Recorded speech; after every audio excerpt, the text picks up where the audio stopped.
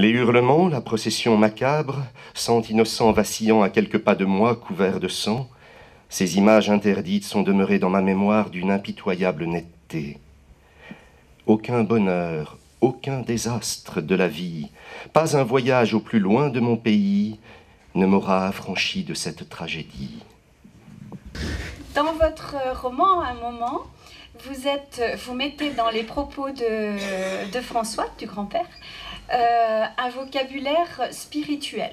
C'est-à-dire qu'il va chercher la pénitence, il a besoin de se confesser et il a besoin d'être pardonné.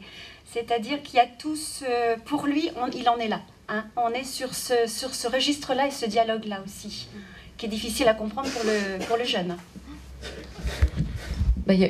La part spirituelle est très importante dans ce roman. C'est aussi dû à Villefranche-de-Rouergue, qui est une bastide organisée autour d'une collégiale absolument extraordinaire et surdimensionnée pour la ville. Donc, ce qui prouve, c'est le côté orgueilleux de Villefranche. C'est quand vous voyez, vous arrivez dans la ville, vous arrivez sur la place de la collégiale, et là, vous avez une espèce de tour Montparnasse avec des contreforts comme ça.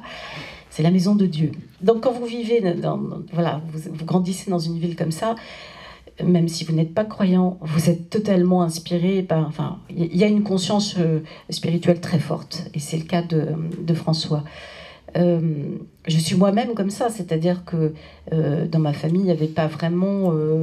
ma grand-mère, mon arrière-grand-mère était très croyante, ma mère beaucoup moins, mais quand même, on allait à la messe le jour de Noël, juste le jour de Noël, mais j'ai été moi-même tentée à l'adolescence de savoir qui était ce Dieu dont on me parlait si peu, que les uns aimaient et d'autres repoussaient.